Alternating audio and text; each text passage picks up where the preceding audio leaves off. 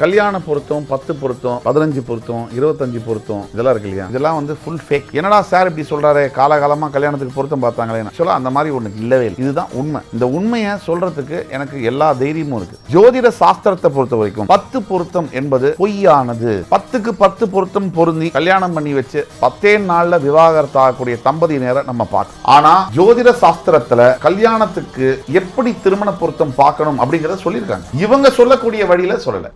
மகான்களும் இந்த ஜோதிடத்தை எழுதிய ரிஷிகளும் மா முனிவர்களும் இந்த கல்யாண பொருத்தம் எப்படி பார்க்கணுங்கிற வழிமுறைகளை தெல்ல தெளிவா எழுதி வச்சுட்டு தான் போயிருக்காங்க. ஏதோ இடைப்பட்ட காலத்துல சில பேர் செய்த தவறுகளினால் வியாபார ரீதியாக அது கொண்டு செல்லப்பட்டு விட்டது. திருமண பொருத்தம் பார்க்கிறது வந்து 10க்கு 7 பொருத்தம் 6 பொருத்தம் அந்த மாதிரி கிடையாது. அதனால அதை நம்பி யாரும் ஏமாந்து திருமண பொருத்தம் பார்த்து விட்டோம், இந்த பையனையோ பொண்ணையோ திருமணம் பண்ணலாம்னு போய் பண்ணீங்கன்னா நீங்க திருமண பொருத்தமே பார்க்காம பண்ணதுக்கு ஈடாயிடும். அதனால திருமண பொருத்தம் எப்படி பார்க்கணும் அப்படின்னா, ஜோதிட சாஸ்திரத்துல வேத ஜோதிட நூல்கள் அப்படிங்கறதுல கிளியரா விளக்கம் கொடுத்திருக்காங்க. என்ன மாதிரி சொல்லிருக்காங்கன்னா, ஒரு ஆணுடைய ஜாதகத்துல செவ்வாய், ஒரு எடுத்துக்காட்டுக்கு செவ்வாய் சனி வலுத்து இருக்கு, நல்ல ஸ்ட்ராங்கா இருக்கு அப்படின்னா, பெண்ணுடைய ஜாதகத்துல இந்த கிரகங்கள் வலு விழுந்திருக்கணும். ஏன்னா 2 பேர் ஜாதகத்திலையும் செவ்வாய் வளர்த்திருந்தா நம்ம கல்யாணம் பண்ணி வச்சு வாழ்க்கை நடத்தணும்னா 2 பேரும் குஸ்தி பண்ணிட்டு இருப்பாங்க. அதனால இந்தியாவுக்கும் பாகிஸ்தானுக்கும் திருமணம் செய்து வைத்த மாதிரி ஆயிடும். 2 பேரும் ஒரு ஜாதகத்துல பொருத்தம் பேலன்ஸ்டா இருக்கணும். அதாவது எந்த கிரகங்கள் இங்க பாவ கிரகங்கள் வலுத்து இருக்குன்னா, ஒரு போர் கிரகமான செவ்வாய் வலுத்து இருக்குன்னா ஒரு பெண் ஜாதகத்துல அது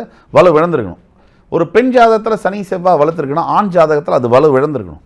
அப்பதான் அந்த குடும்பம் நிம்மதியாக போகும். அது மட்டும் இல்லாமல் லக்னங்கள், ஒரு லக்னத்துக்கு நட்பு லக்னங்கள்னு இருக்கு. இதெல்லாம் பொது அடிப்படையில் நான் பேசுறேன். தனிப்பட்ட ஜாதகத்தில் பல விதிவிலக்குகள் உண்டு. ஜோதிடத்தில் விதிகளை விட விதிவிலக்குகள் அதிகம். பொது அடிப்படையில் நம்ம பார்த்தோம்னா, இப்போ நம்ம சொல்லக்கூடிய அருள் அணி பொருள் அணி அப்படின்னு வகுத்துக்கலாம். அருள் அணியில் குரு, சூரிய பகவான், சந்திரன், செவ்வாய் இவர்கள் எல்லாம் வருவார்கள். பொருள் அணியை எடுத்தோம்னா சுக்கிரன், சனி, ராகு, புதன் போன்றவர்கள் வருவார்கள். இந்த அருள் அணிக்கும் பொருள் அணிக்கும் என்ன டிஃபரன்ஸ் அப்படின்னா, அருள் அணியை சேர்ந்த தலைவர் குரு பகவான் என்பவர் பிரகஸ்பதி, அவர் தான் குரு பகவான்.